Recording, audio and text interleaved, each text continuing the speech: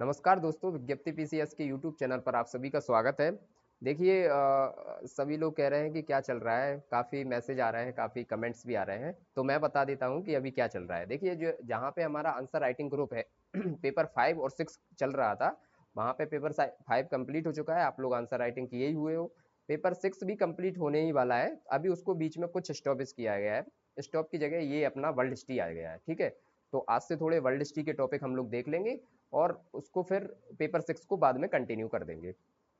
अब और क्या चल रहा है, एक पेड बैच चल रहा है फर्स्ट, जिसमें पेपर फर्स्ट कंप्लीट हो चुका है और पेपर सेकंड उसमें स्टार्ट होने वाला है। और पेड बैच 2 चल रहा है, उसमें पेपर फर्स्ट स्टार्ट करवाया गया है। तो आप लोग बहुत ज़्यादा कंफ्यूज नहीं हुए, थोड़ी सी चीज़ों को समझिए और मैनेज कीजिए, ठीक है। बहुत ज़्यादा पैनिक मत होइए कि क्या करना है क्या नहीं करना है। अच्छा, पीटी को लेके भी काफ़ी कमेंट्स आ रहे हैं, तो पीटी को लेके मैं बता देता हूँ कि अभी पीटी में टाइम है, थोड़ा सा मेंस में यहाँ पर खींच लीजिए। अभी आगे चल के पीटी में पूरा जोर लगाया जाएगा और आप लोग भी तैयारी करते रहिए, हम भी तैयारी करवाएंगे, तो कुछ ना कुछ तो चीज़ें बनेंगी ही, ठीक है। अब देखते हैं कि आज क्या करना है। तो आज हम लोग वर्ल्ड हिस्ट्री के सिलेबस को कम्प्लीटली देख लेंगे कि क्या क्या पॉइंट उसमें दिए गए हैं, नोटिफिकेशन में क्या पॉइंट दिए गए हैं और हम किस सीक्वेंस से पढ़ेंगे, ठीक है। और वर्ल्ड हिस्ट्री में मैं बता दूं, सिलेबस के साथ साथ जो भी टॉपिक चलेगा उसका पर डे आपको एक क्वेश्चन दिया जाएगा, जो आंसर फॉर्म में आपको फॉर्मेट जमा करवाना है, ठीक है। तो चलिए आज देख लेते हैं इसका क्या क्या सिलेबस है और आगे इसको धीरे धीरे बढ़ाते हैं। और दूसरी बात मैं बता दूं कि देखिए लगभग लगभग इसमें 20 नंबर का क्वेश्चन आता है हर बार, एक 8 नंबर में और एक 12 नंबर में। तो हम लोगों को ये देखना है कि 20 नंबर हम लोग छोड़ नहीं सकते, जो कि कट ऑफ के आसपास रहे हैं, 700 प्लस नंबर जिनके रहे हैं और वो बाहर हुए हैं, उनसे पूछिए कि 20 नंबर कितने मैटर करते हैं, ठीक है। तो अब देख लेते हैं कि आज इसमें क्या क्या टॉपिक दिए गए हैं, जो हमने नोटिफिकेशन से लिए गए हैं वही पॉइंट हैं, ठीक है। तो देखिए इसमें 18वीं सदी से 20वीं सदी की मध्य घटनाएं, जो भी 18वीं सदी से 20वीं सदी तक के मध्य की घटनाएं हैं वो इसमें ली गई हैं। तो 18वीं सदी से 20वीं सदी में तो काफ़ी पॉइंट आ जाएंगे। अब इसमें क्या क्या दिया गया है, देखिए फ्रांस की क्रांति दी गई है, औद्योगिक क्रांति दी गई है, विश्व युद्ध दिया गया है, ठीक है।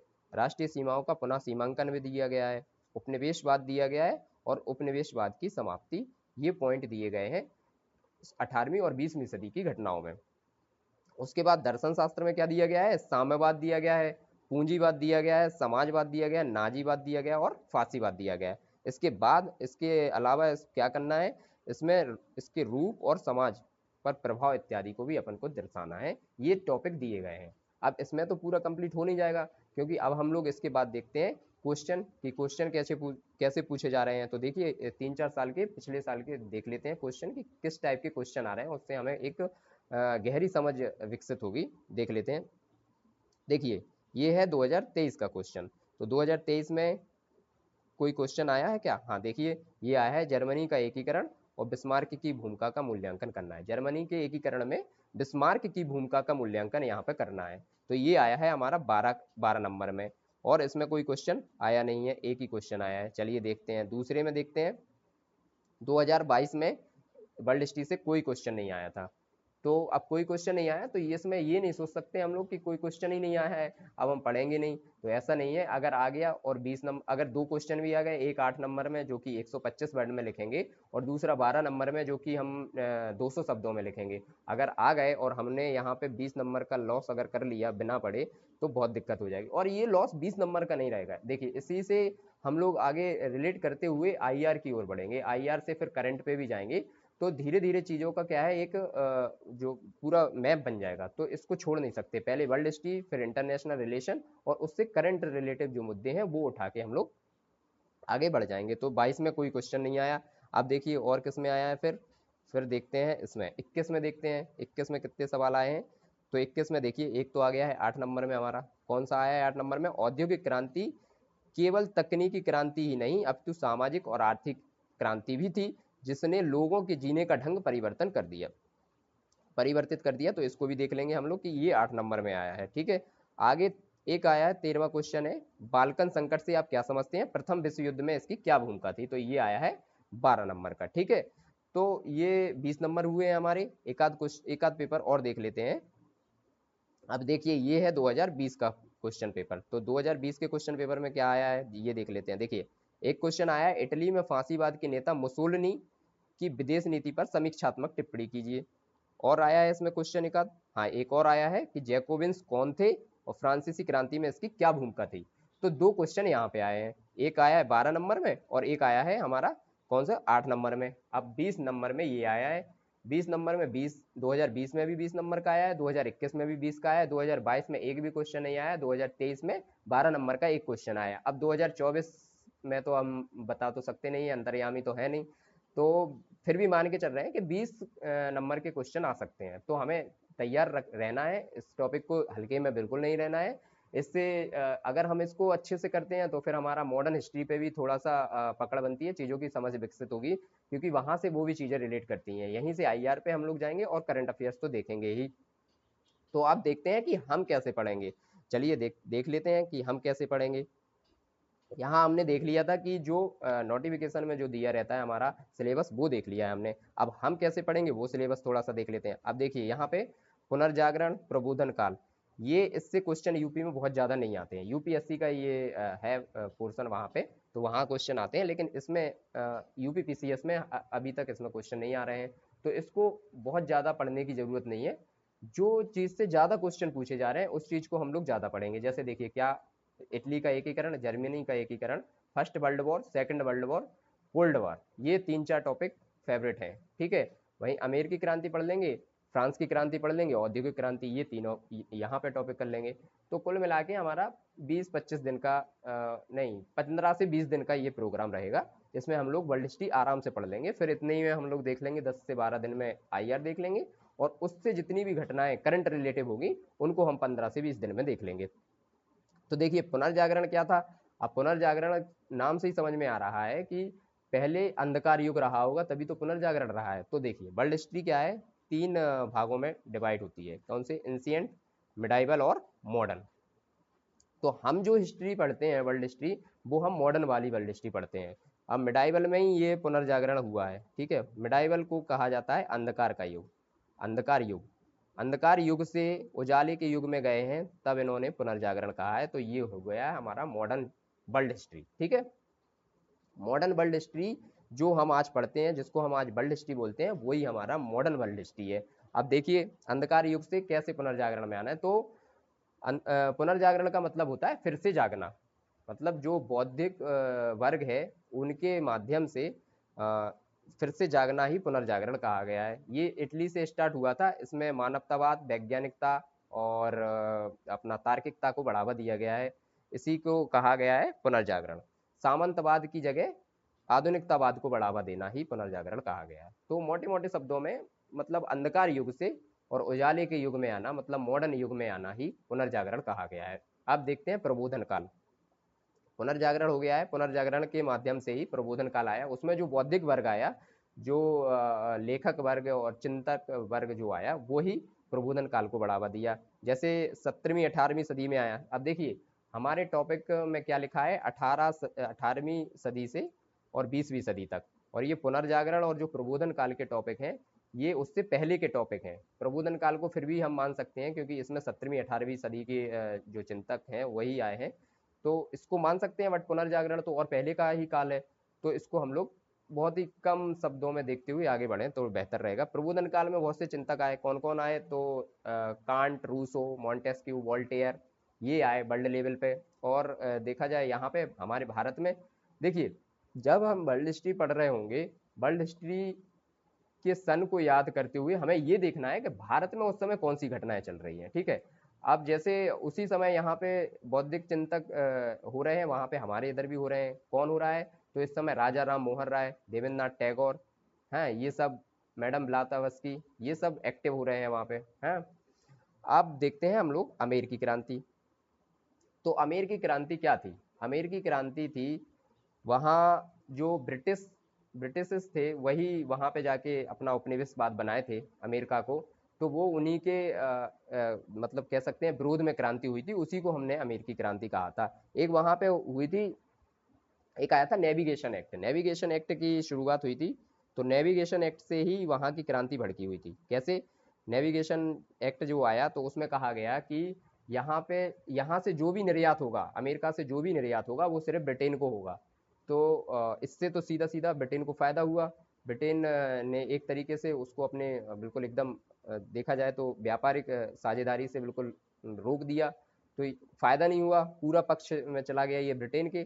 तो वहां की जनता जो है विरोध के रूप में आई, और कुछ बौद्धिक वर्ग वहां का आगे बढ़ा, और क्रांति को उन्होंने एक नया रूप दिया।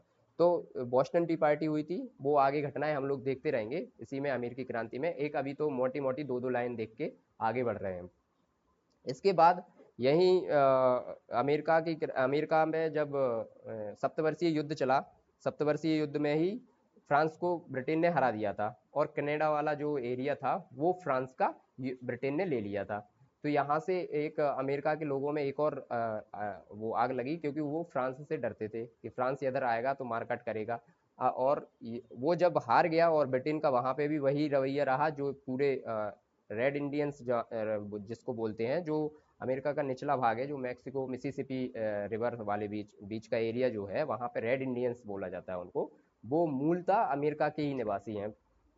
बाकी ये ब्रिटेन से गए हुए बसे हुए ही निवासी है वहां पे। बस वो रेड इंडियंस वाला एरिया छोड़ दिया जाए तो वहां पे उनमें होड़ मची, और क्रांति की एक लहर आई कि जब फ्रांस वाले यहाँ हार गए तो अब फ्रांस का डर खत्म हो गया। अब सिर्फ ब्रिटेन बचा हुआ है, ब्रिटेन का यहाँ भी यही हाल है, कनाडा में भी यही हाल है। तो एक लहर आई क्रांति की, और वो क्रांति हुई, और ब्रिटेन को वहां से हाथ धोना पड़ा। अब देखते हैं फ्रांस की क्रांति। तो फ्रांस की क्रांति एक अलग चीज थी, वो थी उसी टाइम की, उसके बाद ही हुई है अमेरिका की क्रांति के जस्ट बाद, लेकिन वो एक अलग वर्ग की थी। वो क्या था, फ्रांस का जो वो है, वो तीन भागों में बटा हुआ था। सबसे ऊपर कुलीन, हाँ कुलीन के बाद, नहीं नहीं, सबसे ऊपर थे जो है ये पादरी, पादरी के बाद फिर कुलीन, और कुलीन के नीचे था किसान और व्यापारिक वर्ग। ठीक है। तो पादरी और कुलीन जो है, ये दोनों वर्ग कर से मुक्त थे, और नीचे का जो निचला वर्ग था उसको कर बहुत ज्यादा लगाया जाता था, हर चीज के लिए कर उसी से लिया जाता था। तो ये कर से और भुखमरी से, इससे स्टार्ट हुई ये क्रांति। तो ये गहरा रूप ले गई, ये थी फ्रांस की क्रांति। अब देखते हैं हम लोग औद्योगिक क्रांति। औद्योगिक क्रांति क्या थी, जो ब्रिटेन और यूरोपीय देशों में जो वहां पे कुटीर उद्योगों को कम करके वो मशीनीकरण को बढ़ावा दिया गया। तो मशीनीकरण से कुटीर उद्योग नष्ट हुए, और मशीनीकरण और औद्योगिकरण को बढ़ावा मिला। तो इससे कुटीर उद्योग एकदम समाप्त हो गए, और वहाँ के लोगों को काफ़ी दिक्कतें झेलनी पड़ी। तो उनके द्वारा ये औद्योगिक क्रांति को एक नया रूप दिया गया। तो यहाँ से हमने देखी थी औद्योगिक क्रांति। अब यहाँ पे देखते हैं इटली का एकीकरण पढ़ेंगे फिर हम लोग। तो इटली के एकीकरण में क्या पढ़ेंगे, इटली कई छोटे छोटे टुकड़ों में बटा हुआ था, और वहाँ पे सब जगह राजशाही चलती थी। तो इटली का ये 5 चरण में एकीकरण होगा, और यहाँ पे सबसे ज़्यादा 3 लोगों की भूमिका ज़्यादा रहेगी। कौन कौन रहेंगे, मेजनी, काबूर और गैरीबाल्डी। तो ये लोग जो है इटली का एकीकरण करेंगे। सबसे पहले आएगा मेजनी, और काबूर, और गैरीबाल्डी। इन तीनों को श्रेय जाता है। ये 5 चरणों में यहाँ का पूरा एकीकरण करेंगे इटली का। तो ये हम लोग एक एक एक क्षेत्र, एक एक प्रॉपर चीज़ों को जोड़ते हुए, कोरिलेट करते हुए आगे बढ़ेंगे कि कैसे इटली का एकीकरण हुआ। उसके बाद इटली के एकीकरण को देखते ही जर्मनी का एकीकरण हुआ, और बिस्मार्क यहाँ पर आया। तो यहीं पे हम लोग जर्मनी के एकीकरण के साथ साथ बिस्मार्क को तो पढ़ेंगे ही, और बिस्मार्क की रक्त और लौह की नीति को भी आगे समझेंगे। इसके बाद हुआ प्रथम विश्व युद्ध। तो प्रथम विश्व युद्ध जो हुआ था, वो दो गुटों के बीच हुआ था। कौन कौन से गुट इसमें थे, तो एक था तो जर्मनी, ऑस्ट्रिया और टर्की, ये था। और दूसरा था फ्रांस, ब्रिटेन और रसिया। ठीक है। और इसी के साथ था पहले वाले में ही इटली और रोमानिया, ये वहीं की कंट्री है। तो ये भी इसी में शामिल थे। ये ये दो गुटों के बीच प्रथम विश्व युद्ध हुआ था। अब ये बात आती है कि प्रथम विश्व युद्ध तो हो गया इन दो गुटों के बीच, लेकिन फिर जीता कौन, क्या हुआ, तो वो हम आगे देखेंगे। इसमें जर्मनी वाले गुट को बहुत बुरी तरीके से पराजित हुआ, और वर्साई की संधि, जो कि हम काफ़ी फेमस है, सब लोग एक आध बार एक तो सुने ही होंगे। वर्साई की संधि के माध्यम से उन पे एक जबरदस्ती की जर्मनी पे जो है थोपी गई, एक जो है संधि थोपी गई। तो उसके बाद जर्मनी में भुखमरी, आर्थिक मंदी, ये सब चीज़ें हो गई और उसके जो भी सेना वेना थी उसको हटा दिया गया और जो उसके वो थे खनन वाले क्षेत्र वो सब छीन लिए गए। कुल मिला के जर्मनी से अपमानजनक संधि इसको कहा गया। तो इसके बाद ही आएगा फिर हिटलर। जर्मनी में जब हिटलर आएगा तो ये ही धीरे धीरे जो है ना, हिटलर उसको बदले की भावना से वो अपनी पावर बढ़ाएगा और तानाशाही बन जाएगा और उसके बाद ही फिर वो बदले की भावना से द्वितीय विश्व युद्ध को भी बढ़ावा देगा। अब यहाँ पे देखिए, द्वितीय विश्व युद्ध से पहले हम पढ़ेंगे यहाँ पे रूसी क्रांति भी, 1917 की रूसी क्रांति। ये क्या थी रूसी क्रांति? तो रूसी क्रांति में जारशाही राजतंत्र था। जारशाही राजतंत्र को मिटाने के लिए वहाँ की लोकल जो जनता थी वहाँ उन्होंने ये किया था, आंदोलन किया था। तो उसमें उसी को रूसी क्रांति कहा गया है। और फिर आया था यहीं पे फांसीवाद और नाजीवाद। तो फांसीवाद कौन लाया था? तो ये लाया था इटली। इटली में भी मुसोलिनी, हम आगे पढ़ेंगे, मुसोलिनी लाया था। और नाजीवाद, नाजीवाद है ये जर्मनी का। तो ये जर्मनी का नाजीवाद कौन लाया था? ये हिटलर। यही हिटलर है जो कि सेकंड वर्ल्ड वॉर में एक मुख्य भूमिका अपनाएगा। सेकंड वर्ल्ड वॉर होगा, उसके बाद हम लोग देखेंगे सेकंड वर्ल्ड वॉर हुआ क्यों, ये तो क्यों, क्या, कैसे, ये तीन चार चीजें तो हम लोग इसमें जोड़ते ही चलें जिससे कि पता तो चले कि क्या हुआ। तो जब अपमानजनक संधि हो गई, यहाँ वर्साई की संधि हुई, उसके बाद यहाँ आर्थिक मंदी हो गई, साम्यवादी खतरा हो गया और यहूदी विरोधी हो गए। यहूदी विरोधी क्यों हो गया यहाँ पे माहौल? क्योंकि यहूदी जो है व्यापारिक वर्ग था और व्यापारिक वर्ग हमेशा संपन्न होता है, लेकिन ये यहूदी वर्ग जब जर्मनी से फर्स्ट वर्ल्ड वॉर चल रहा था तो दूर रहा। तब ये दूर रहा तो हिटलर का ऐसा मानना था कि इन लोगों ने साथ नहीं दिया है जर्मनी का, और वहाँ की जनता भी उनसे भड़की हुई थी। तो हिटलर ने उनको और भड़काया और उनको अपने साथ लेके यहूदी विरोधी भी वो बहुत ज़्यादा रहा। और वाइमर गणतंत्र था उसका भी पतन हो गया था। तो सीधा सीधा हिटलर के हाथ में ही पूरी कमान आ गई थी। तो वो कमान पूरी तानाशाह में बदल गई और तानाशाह के बाद द्वितीय विश्व युद्ध का जो है पूरा बना। ठीक है, एक रोड मैप पूरा द्वितीय विश्व युद्ध का बन गया। अब शीत युद्ध हुआ। शीत युद्ध हुआ तो शीत युद्ध में क्या हुआ? द्वितीय विश्व युद्ध के बाद शांति वार्ता में कौन कौन शांति के लिए कौन कौन आया बीच में? क्योंकि यूरोपीय कंट्री लगातार घिरी हुई थी युद्ध के माध्यम से, तो कहीं ना कहीं उनकी आर्थिक क्षति तो हो ही रही थी। तो इसमें हमारे अमेरिका एक तरफ से बन के उभरा और दूसरी तरफ सोवियत संघ, यूएसएसआर, जो कि रूस वाला एरिया था पूरा, ये शक्ति के महाशक्ति के रूप में उभरे दोनों। और दोनों ने इन पे अपना प्रभुत्व जमाया, इनको शांत किया और दो महाशक्ति के रूप में उभरे। फिर क्या हुआ? फिर ये यूरोप वाले तो सब लोग शांत हो गए, लेकिन इन लोगों में दोनों में गुटबाजी चलने लगी और इसी को हम लोग शीत युद्ध के माध्यम से जानते हैं। कि मतलब शीत युद्ध मतलब ये था कि कूटनीति के माध्यम पे तो शांति वार्ता होती थी, लेकिन पीछे से सब शत्रु की भावना रखते थे। तो इसको ही शीत युद्ध कहा गया। इसको भी हम लोग आगे जब पढ़ते रहेंगे सब कुछ देखेंगे, प्रथम world war, second world war, तो इसके बाद हम लोग इसको भी आगे बढ़ाएंगे। इसी के बीच में शीत युद्ध से पहले हम लोग थोड़ा सा चीनी क्रांति भी देखेंगे, जापान का भी क्या रहा है यहाँ पे, जापान का भी वो देखते हुए आगे बढ़ेंगे। उसके बाद आया साम्राज्यवाद और उपनिवेशवाद। उपनिवेशवाद वही कि एक देश के द्वारा दूसरे देश को जो है कंट्रोल करके और उसकी राजनीतिक और आर्थिक चीज़ों को यूज करना, इसको हम लोग उपनिवेशवाद कहेंगे। उसके बाद फिर गुटनिरपेक्षता को देखेंगे, जो कि जब वर्ल्ड वॉर चल रहा था, वर्ल्ड वॉर के बाद शीत युद्ध जब स्टार्ट हुआ, अमेरिका और यूएसएसआर, सोवियत संघ, ये दो महाशक्ति के रूप में उभरे। तो ये देशों के गुट बना रहे थे कि कौन देश किसके साथ, कौन देश किसके साथ। तब भारत ने ये गुटनिरपेक्षता का जो है स्टार्टिंग की है और नेहरू जी उस समय थे। तो भारत ने गुटनिरपेक्षता की किसी के गुट में नहीं रहेंगे, हम खुद एक अपना अलग रहेंगे, ना इनके साथ ना इनके साथ, दोनों से बेहतर संबंध बनाएंगे।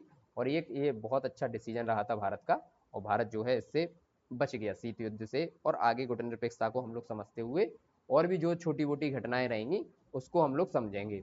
ठीक है, तो अब इसमें क्या करेंगे, कल से अमेरिकी क्रांति स्टार्ट करेंगे और एक क्वेश्चन रोज आप लोगों को लिखना पड़ेगा। तो आप लोग तैयार रहिए कल से अमेरिकी क्रांति के लिए, और क्वेश्चन लिखते रहिए। आप लोग टेस्ट सीरीज ज्वाइन तो कर रहे हो पर उसमें लिख नहीं रहे हो, आप लोगों को लगातार लिखते रहना चाहिए। उससे कोई अगर नहीं लिखेंगे, कंटिन्यू नहीं रहेंगे तो फ़ायदा नहीं रहेगा। और पैनिक मत कीजिए, प्री को लेके भी हमारे बैच आते रहेंगे और टेस्ट सीरीज भी हम लोग स्टार्ट करेंगे। धन्यवाद।